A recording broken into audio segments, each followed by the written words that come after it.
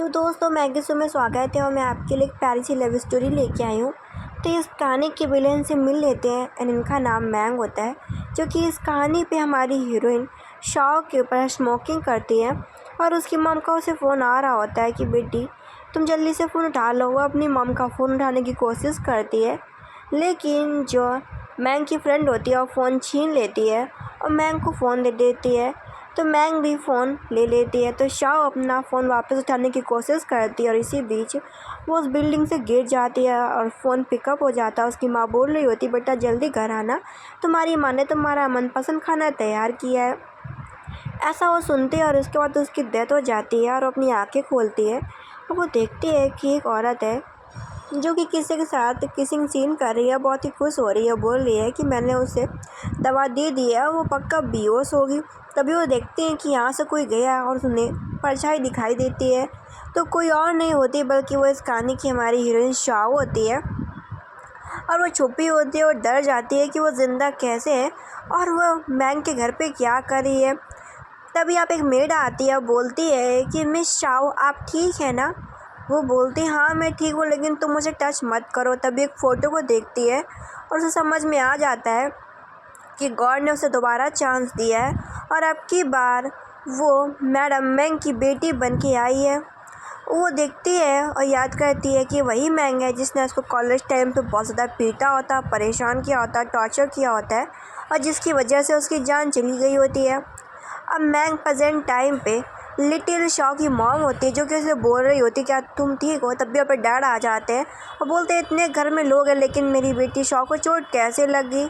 वो अपने पति के सामने लिटिल शॉ का ख्याल रख रही होती कि तुम बेटा ठीक हो ना, पता नहीं इसे कहाँ से चोट लगी।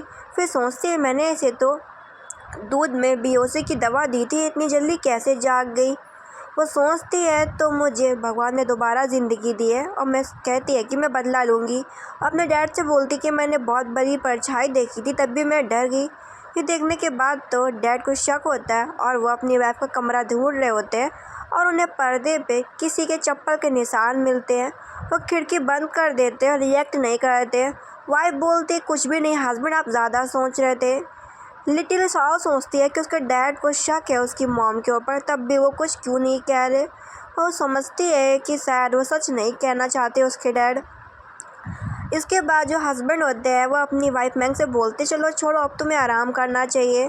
अब डैड के जाने के बाद जो मैंग होती है वो बेटी को मार रही होती है शाओ को, लेकिन डैड बीच में आ जाते हैं कि तुम इसे मार क्यों रही हो।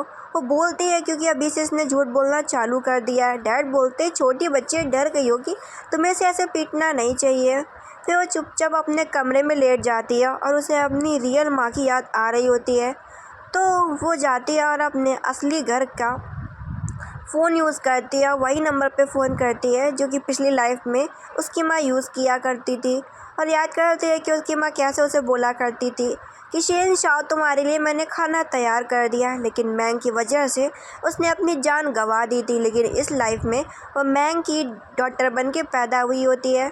वो कांटेक्ट करने का कोशिश करती है लेकिन ऐसा हो नहीं पाता है। तो वो फैसला करती है कि जब तक वो इस घर में रहेगी तब तक वो मैडम मैंग को जीने नहीं देगी। फिर वो अपनी फैमिली के साथ एक पार्टी में जाती है। वो पार्टी उसकी नानी ने ही रखी होती है। नानी सभी से बातचीत कर रही होती है, तब तक वहाँ से वो खिसक जाती है बेबी शाओ। इसके बाद हम एक बच्चे को देखते हैं जो कि एक छोटे बच्चे को डांट रहा होता है कि भिखारी कह के तुम्हारा हिम्मत कैसे हो गया शाओ फैमिली से खाना चुराने की। वो छोटा बच्चा होता है, वो वहाँ से भाग रहा होता है। तो जो शाओ साई होती है वो उस बच्चे की जान बचाती है और उसे भगा के लेके जाती है और उसके पीछे दो लड़के दौड़ रहे होते हैं कि पकड़ो वो चोर भाग रहा है। वो उसे गंदा खाना खाने के लिए मना करती है, बोलती है तुम गंदा खाना क्यों खा रहे हो। वो बोलता है मेरी माँ को मार डाला और मेरे घर वाले मुझे बहुत परेशान कर रहे हैं। वो बोलती है जो भी हो लेकिन तुम इतना डरो मत, अच्छे दिन ज़रूर आएंगे। और उसे अपने हाथ से एक कैंडी देती है कि तुम इसे खा लो, ये बहुत ही मीठा होगा। वो सब बोलता है कि लड़की तुम्हारा नाम क्या है, तुमने मुझे क्यों बचाया। वो उसे अपना नाम बताती है कि मेरा नाम शाओ है और मैं सिया परिवार की डॉटर हूँ। तभी वो अपनी माँ की बातें सुनती है। माँ के और नानी की बातें नीचे बैठ कर सुन रही होती है। नानी उसकी कह रही होती मैंग क्या तुम पागल हो चुकी हो, अभी तुम शादीशुदा हो और अपने बॉयफ्रेंड से अफेयर कैसे चला सकती हो। वही सारी बातें लिटिल शॉ सुन रही होती है वो अपनी माँ को देखती है कि उसकी माँ कहीं जा रही है, तो अपनी माँ का पीछा करती है। और जो उसकी माँ होती है वो अपने बॉयफ्रेंड डू से मिल रही होती, दोनों एक दूसरे को हक कर रहे होते हैं। अब वो सब कुछ नज़ारा देख रही होती है तो समझ में आ जाता है कि मैंग शुरुआत से बहुत बुरी औरत रही है। और वो याद करती है कि जो उसकी डॉटर थी वो साओ थी, वो हर जगह उसे पकड़ने के लिए आ जाती थी। फिर कहती है कि मुझे बहुत ही गुस्सा आता है कि मैंने एक बेटी नहीं पैदा की बल्कि अपने लिए दुश्मन पैदा किया है। ये देख के डू बोलते छोड़ो ना, वो हम लोगों की बेटी है, छोड़ो, वो भी बच्ची है, उस पर इतना ध्यान देने की ज़रूरत नहीं है। शॉ ऐसी गलती करती रहती है। तभी शॉ को पता चलता है कि वो मिस्टर साई की डॉटर नहीं बल्कि वो मिस्टर डू की डॉटर है और वो दोनों कपल्स हैं। और वो इस बात को जान जाती है। अब जहाँ पे मैडम मैंग डू के साथ मिलके एक लड़का की प्लानिंग करते हैं, बेबी बॉय की, जिससे वो साई परिवार को जल्दी हथिया सके। अब यही सब चीज़ें खड़े होकर देख रही होती है कि मिस्टर साई अपनी वाइफ मैडम फेंग से कितना प्यार करते हैं। उन्हें नहीं पता कि मैडम फेंग का अफेयर उनके बॉयफ्रेंड डू के साथ चल रहा है और वह मिस्टर डू की डॉटर है, ना कि मिस्टर साई की। मिस्टर साई उसके पास आते उसे केक खाने के लिए देते हैं। वो सोचती है कि मिस्टर साई कितने बेवकूफ़ हैं, लेकिन वो बहुत अच्छे हैं। वो दूसरे की बेटी को अपनी बेटी समझ के पाल रहे हैं। अब वो कार में बैठी होती, बहुत ज़्यादा थकी होती, बहुत चीज़ें सोच रही होती है। मिस्टर साई बोल रहे होते, देखो आज हमारी बेटी बहुत थकी हुई है, सोच भी रही है। मैडम फेंग बोलती है वो किस बात के लिए सोच रही है, खेल कूद के थक गई है।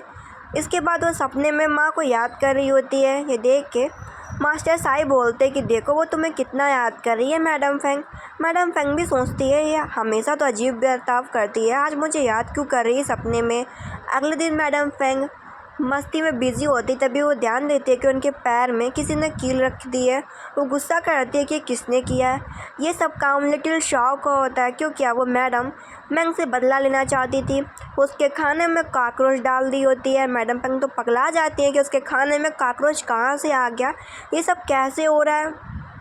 क्योंकि जब मैडम फेंग कॉलेज टाइम पे थी तब वो ऐसे शाओसिन के खाने पे कॉकरोच डाल दिया करती थी और बोलती थी कि तुम तो पढ़ने में बहुत तेज़ हो ना, तो खाओ उस कॉकरोच को। और यहाँ तक कि उसे बहुत टॉर्चर किया होता है। उसके कमरे में जो लिटिल शॉ होती है, उन्होंने मैडम फेंग के कमरे में चूहे रखे होते हैं।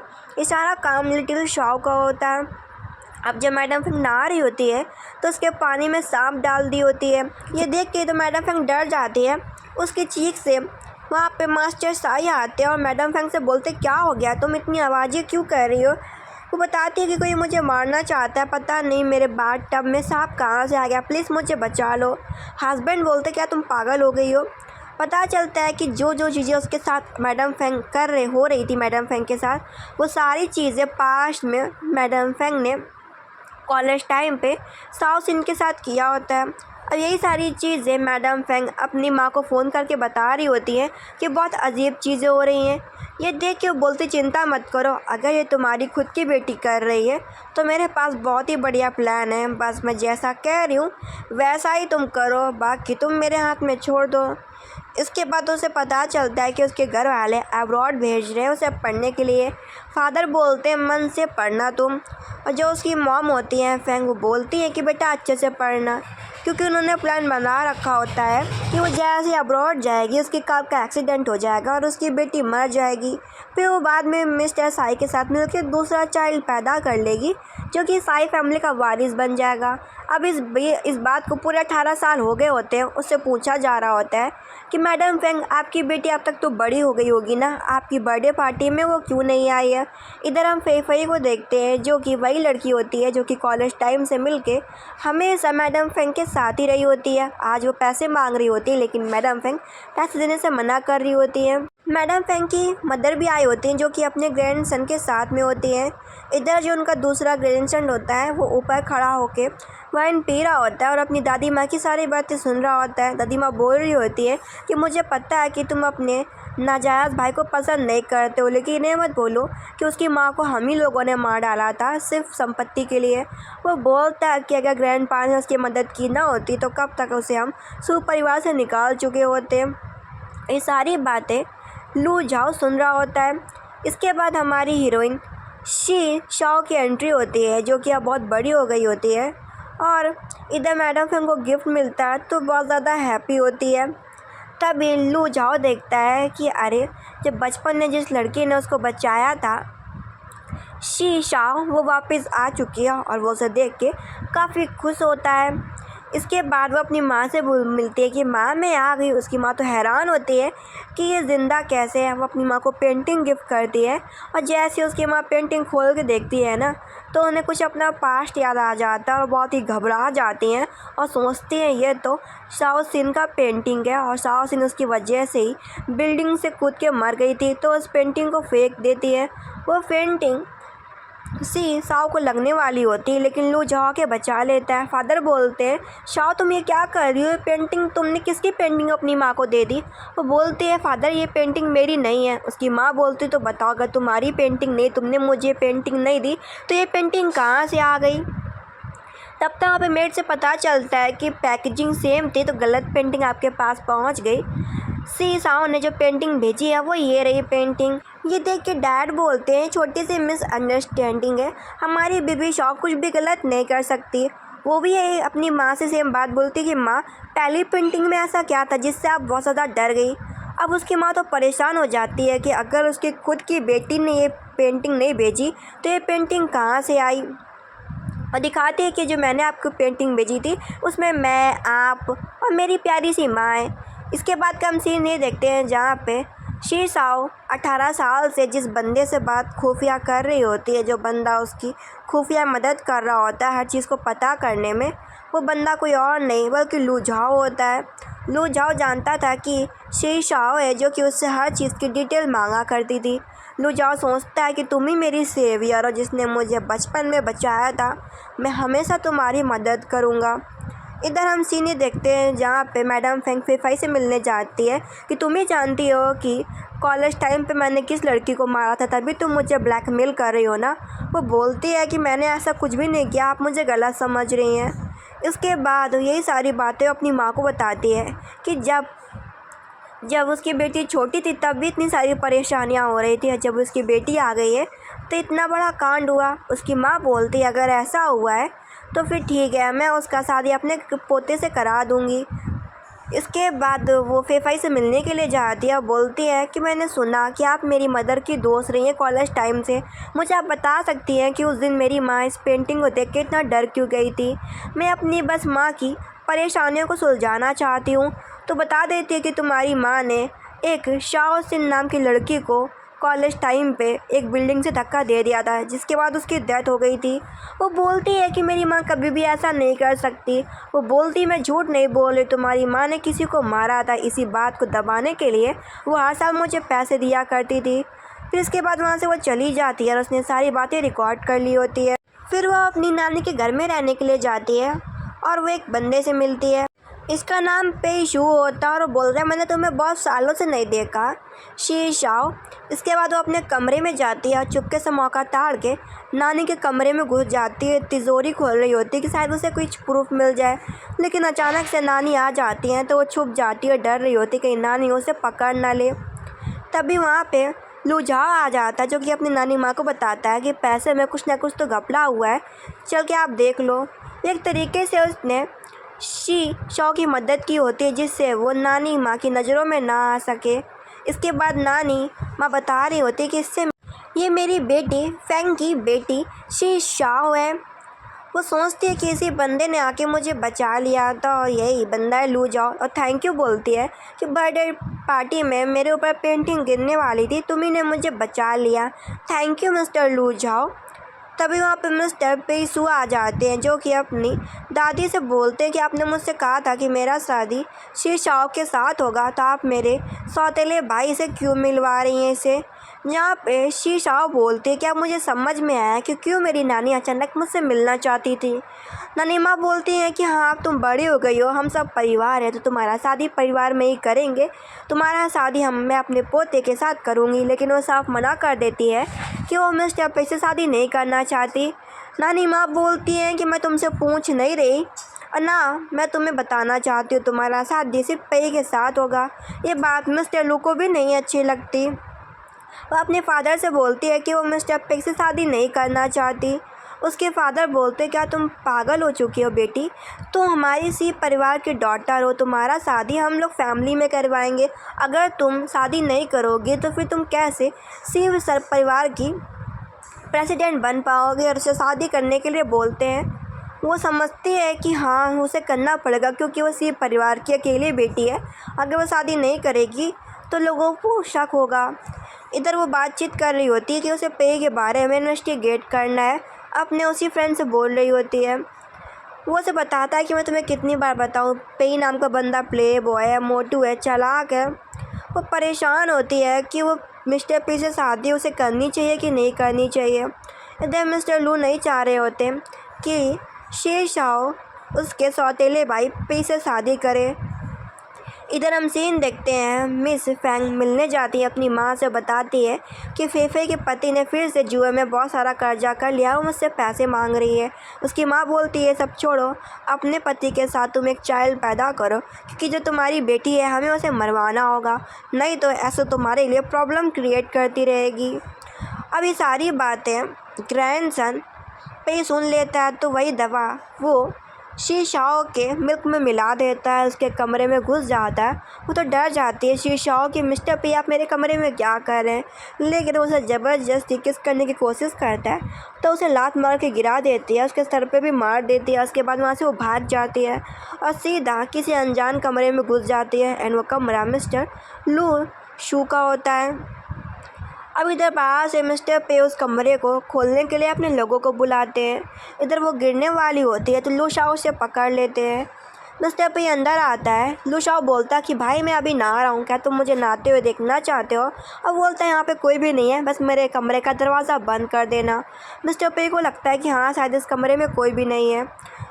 पे के जाने के बाद शाओ बाहर आती है और मिस्टर लू को थैंक यू बोलती है कि आपने मेरी जान बचाई। उठने का कोशिश करती है तो फिसल के गिर जाती है। फिर मिस्टर लू बोलते हैं कि क्या तुम मुझे याद नहीं करती। वो हैरान होती है शब्द को सुन के। वो उसे बताता है कि मैं वही लड़का हूँ जिसको तुमने एक बार बचाया था छोटे लड़कों से। वो कहती तो तुम वही हो पार्टी वाले लड़के। वो कहता हाँ मैं वही लड़का हूँ, थैंक यू मेरी मदद करने के लिए। इसके बाद वो ज़्यादा बातचीत नहीं करती, दोनों अपने अपने कमरे में चले जाते हैं। लू शाओ फैसला करता है कि वो शाओ का शादी पे के साथ नहीं होने देगा, तो वो कुछ प्रूफ लेके जाता है। प्रूफ दादाजी को दिखाता है कि पे ने कितना सारा घपला किया है। ये देख के दादाजी को बहुत ज़्यादा गुस्सा आता है। इधर ये सारी बात पे को पता चलती है तो वह अपनी दादी से बोलता है दादी उस नाजायज़ बच्चे ने मुझे दादाजी से अब्रॉड भेजने का फ़ैसला करवा लिया है। दादी बोलती कि तुम्हारे दादाजी अभी बहुत गुस्से में हैं तो तुम अभी अब्रॉड चुपचाप चले जाओ, तुम चिंता मत करो, मैं उसे कंपनी का मालिक कभी भी बनने नहीं दूंगी। ये मत भूलो कि हम लोगों ने उसकी माँ को मरवा दिया था। अगर तुम चुपचाप इस फैमिली को हथियाना चाहते हो तो अपने दादाजी का गुस्सा ठंडा करो, तुम्हें इस बात को समझना चाहिए। तो वो मान जाता है। इधर वो अपने फादर मिस्टर साई से मिलने के लिए जाती है और कहती है कि मिस्टर पे तो अब्रॉड जा रहे हैं। उसके फादर बोलते ठीक है फिर तुम्हारा शादी कैंसिल होता है। इधर लू शाओ को कंपनी का मालिक बना दिया जाता है क्योंकि पे शाओ तो होता ही नहीं, वो तो अब्रॉड चला गया होता है। और लू शाओ ने चुपके से कंपनी के 60% शेयर अपने नाम पे कर लिए होते हैं। तब भी वो एक डिटेल शाओ के पास भेजता है। शाओ को पता चलता है कि उसकी नानी और उसकी दादी 20 साल से एक स्कूल पर डोनेट कर रही हैं। वो परेशान होती है कि ये इस स्कूल पर डोनेट क्यों कर रही है। वो उस स्कूल का पता लगाती है तो वो वही स्कूल निकलता है जहाँ पे उसकी डेथ हुई थी। वो वहाँ के प्रिंसिपल से मिलती है तो प्रिंसिपल उसे कुछ भी प्रूफ नहीं बता रहा होता। तो वो सोचते हैं कि वो कैसे प्रिंसिपल से सच उगलवाए। प्रिंसिपल तो बोल रहा होता है कि ये प्रॉपर्टी तो सी फैमिली से बिलोंग करती है। तब तक वहाँ पे लू शी भी आ जाता है। लू शी तो कंपनी का मालिक बन गया होता है तो प्रिंसिपल को सच बोलने के लिए कहा जाता है।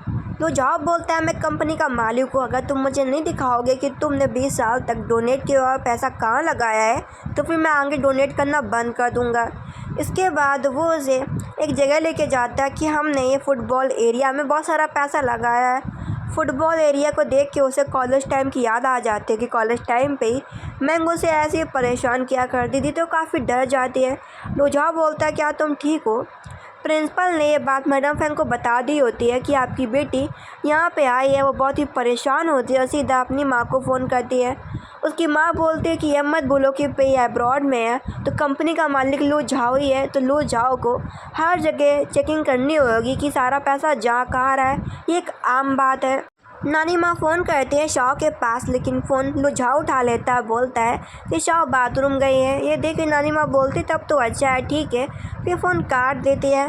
फिर वो बातचीत करती है कि यहाँ पे जो स्टेडियम था, फुटबॉल स्टेडियम, उसमें जो जिम थी वो बहुत ही नई लग रही थी, पक्का वहाँ कुछ छुपा होना चाहिए।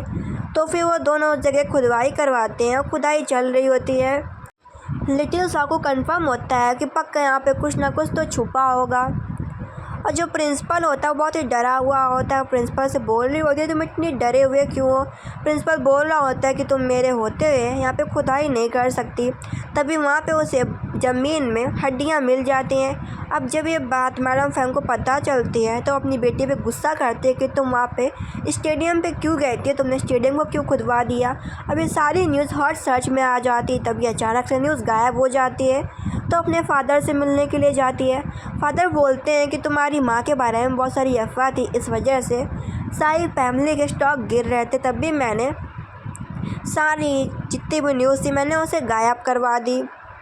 इधर जो मिस्टर लू झाओ होते हैं उन्होंने उस हड्डियों के कुछ पीसेस भेज दिए होते हैं हॉस्पिटल में चेकिंग करवाने के लिए। ये बात शाओ को भी पता चल जाती है। शाओ को लग रहा होता है कि जो हड्डियाँ स्टेडियम के नीचे थी, कहीं वो हड्डियाँ उसकी माँ की तो नहीं थी, क्योंकि वो अपनी माँ के बारे में पता नहीं लगा पा रही थी। उसे लग रहा था कहीं उसकी माँ मर तो नहीं गई है। वो काफ़ी चीज़ से परेशान होती है, तो आधी रात में घर से बाहर निकल जाती है और घर से बाहर जाते हुए उसकी सगी माँ देख लेती है। वो किसी को फ़ोन करती है, उसे किडनैप कर लिया जाता है और उसे रस्सियों से बांध के रखा गया होता है। अब जो मिस्टर डू होते हैं वो उसे बोल रहे होते हैं कि अब समय आ गया है तुम्हें मरने का। वो बोलती है कि मुझे पता है कि मैं आपकी बेटी हूँ, आप मुझे मारना चाहते हैं। उसके फादर बोलते हैं हाँ मैं तुम्हें मारना चाहता हूँ। अब बोलते हैं कि तुम्हारी माँ प्रेग्नेंट है, तब तुम्हारी कोई भी ज़रूरत नहीं है। अब बोलते हैं कि अब मैं तुम्हें मार दूँगा। तब तक वहाँ पे सही टाइम पे लू झाओ आ जाते हैं, जो कि डू को धक्का मारते हैं और शाओ को वहाँ से बचा के लेके जाते हैं। डू ये सारी बात अपने लवर मैडम मैंग को बता देते हैं कि तुम्हारी डॉटर भाग गई है। मैडम मैंग बोलती हैं कि मेरी माँ ने और भी इंतज़ाम कर रखे हैं, चिंता मत करो। वो थैंक यू बोलते हैं कि तुम यहाँ पे कैसे पहुँची। वो बोल रहा था कि मैं हर खाते की जांच कर रहा था, किसी फैमिली कहाँ पैसा लगाती थी, मुझे उम्मीद नहीं थी कि तुम यहाँ पे मिल जाओगी। अब दोनों कार में बैठ के कहीं जा रहे होते हैं, तभी एक ट्रक आता है जो कि उनकी कार को ठोक देता है। लेकिन दोनों की किस्मत अच्छी होती है, दोनों ज़िंदा बच जाते हैं। लेकिन चोटें बहुत ज़्यादा आई होती हैं और ख़ास करके चोट लू झाओ को आई होती है। लू झाओ बोलता है कि मैं तुम्हें कभी भी नहीं छोड़ना चाहता, और वह ऐसा लिटिल शाओ से बोल रहा होता है। इसके बाद वो उसे हॉस्पिटल में एडमिट कराते हैं। लू झाओ की जान बहुत ज़्यादा खतरे में होती है। डॉक्टर से पता चलता है इलाज किया गया है, अब मरीज़ की जान खतरे से बाहर है। अब वो उसी के पास में बैठी होती है, तभी वो उसे मैसेज करती है। उसे पता चल जाता है कि 18 साल से जो उसे हर सीक्रेट बात पता चल रही होती है, वो पर्सन कोई और नहीं बल्कि लू झाओ होता है। वो तो हैरान हो जाती है जब उसे पता चल जाता है कि लू झाओ से लव करता है। इधर वो अपनी माँ से मिलती है। उसकी माँ बोलती है 9 महीने तक मैंने तुम्हें अपने पेट में पाला, लेकिन तुम मुझे को मारना चाहती हो। क्योंकि तुम मेरी खुद की बेटी हो तो मैं तुम्हें आखिरी मौका दे रही हूँ, जो जैसा उसको वैसा रहने दो। और कहती है कि अब कोई भी परेशानी खड़ी मत करना। तो अपनी माँ से हाँ बोलती है, लेकिन वो अभी भी हार नहीं मानी होती। बेबी शाओ वो उस जगह जाती है जहाँ पे वो रहा करती थी अपनी असली माँ के साथ। वो बोलती है कि यहाँ पे शाओ सिन नाम की लड़की और उसकी माँ रहती थी, वो दोनों लोग कहाँ गए। तो उसे एक अंकल से पता चलता है कि जब शाओ की माँ स्कूल में गई थी तब उसे पता चला था प्रिंसिपल से कि जो उसकी बेटी है वो एक अमीर लड़के के साथ भाग गई है। और ये बात कॉलेज की लड़कियों ने बोला था, लेकिन उसको विश्वास नहीं हुआ। तो वो एक मैंग नाम की लड़की पे घर पे घुस गई थी, लेकिन मैंग नाम की लड़की ने उसे धक्का दे दिया शाओ सिन की माँ को, जिससे वो वहीं पे ही मर गई। अब उसे बहुत ही ज़्यादा गुस्सा आता है। अब वो हड्डियाँ जहाँ रखी गई होती हैं वहाँ पता करने गई होती है क्या ये हड्डियाँ उसकी माँ की है। तभी अभी कोई उसे मारने के लिए आया होता है और पता चलता है यह आदमी उसकी नानी माँ के लिए काम किया करता था और बोलता तो तुम उसकी डॉटर हो। वो बोलते तुम क्या मेरी माँ को जानते हो। वो बताता कि तुम्हारी माँ को मैं मारने जा रहा था लेकिन वो बहुत लाचार दिखी तो मैंने उसकी जान बचा दी। और वो बोलता कि तुम्हारी माँ ज़िंदा है लेकिन वो अभी पागल खाने में होगी। और कहता है मैं काम पैसों के लिए करता हूँ लेकिन मैं किसी को जान से नहीं मारता। इसके बाद वो अपनी माँ से मिलती है और देखती है कि उसकी माँ ठीक है। उसकी माँ बोलती है कि मुझे पता था कि मेरी बेटी शाओसिन मुझसे मिलने के लिए आएगी। मुझे भगवान पे विश्वास था, देखो मेरी बच्ची ज़िंदा है। अब वो लोग झाओ से बोलते हैं कि क्या तुम अपनी माँ का बदला नहीं लेना चाहते। वो कहता है मैं अपनी माँ का बदला लूँगा। शी शाओ के फॉरहेड पे किस करता है और अपना लव कॉन्फेस करता है। इधर सारी न्यूज़ बाहर आ जाती है कि मैडम मैंग ने अपने कॉलेज टाइम पे किसी लड़की को धक्का दिया था जिससे उसकी डेथ हो गई थी। इधर नानी माँ को देखते हैं जिनके ऊपर लोग इल्ज़ाम लगाता है कि तुमने मेरी माँ को मरवा डाला था। वो बोलती मैंने ऐसा कुछ भी नहीं किया लेकिन लोजाओ बोलता है मेरे पास प्रूफ है। अब इधर जो माँ बेटी होती है आपस में लड़ाई कर रही होती हैं जहाँ पे मैडम मैंग बोलती हैं कि आप शुरुआत से कभी मुझे प्यार करती नहीं थी, बस आपको हर अमीर चाहिए था, पैसा चाहिए था। प्यार तो सिन साओ की माँ उसे किया करती थी। मैं हमेशा उससे जलन करती थी कि वो सुंदर भी नहीं थी ना खूबसूरत थी, तब भी उसकी माँ उससे प्यार करती थी। और एक तुम हो जो कि मुझे प्यार नहीं करती और आपस में लड़ जाती है और मैडम मैंग अपनी असली माँ को बिल्डिंग से धक्का दे देती है। अब यही बात वो अपने लवरडू को बता रही होती है और मिस्टर साई सामने से देख लेते हैं जहाँ पे मिस्टर साई को बता देती है सच सच कि मिस्टर साई मैं आपकी बेटी नहीं हूँ बल्कि मैं मिस्टर डू की बेटी हूँ। और ये देखने के बाद तो मिस्टर डू धक्का दे देते हैं मैडम फेंग को। मैडम फेंग को ब्लीडिंग होने लगती है क्योंकि वो प्रेग्नेंट थी और प्रेग्नेंट होती है मिस्टर डू के बच्चे से। तो मिस्टर डू भी मिस्टर साई को चाकू मार देते हैं। इधर मैडम मैंग हेल्प मांगती है अपने लवर से कि मुझे जेल नहीं जाना, तो वो उसकी जगह जेल चला जाता है। इधर मैडम फेंग बोल रही होती कि मुझे समझ में नहीं आ रहा कि तुम कैसी बेटी हो जिसने अपना पूरा परिवार ख़राब कर दिया। वो बोलते मैं आपकी मदद करूँगी और उसे पागल खाने पहुँचा देती है। वो बोलती कि तुम जैसी मेरी बेटी कोई नहीं है। इसके बाद वह अपने लवर लुजाओ से शादी कर लेती है। अभी भी अपनी माँ से मिलने के लिए आती है और उसे बताती है कि मैं तुम्हारी बेटी नहीं बल्कि मैं शीन शाह हूँ, वही लड़की जिसे तुमने कॉलेज टाइम पे धक्का दिया था और जो कि मर गई थी, लेकिन भगवान ने मुझे तुम्हारी बेटी बना के भेज दिया। ये सुनने के बाद तो उसकी मदर की हालत ख़राब हो जाती है और उसका डेथ हो जाता है। अब वो लुजाओ के साथ हैप्पी होती है और अपनी माँ के साथ। तो ड्रामा ख़त्म होता है।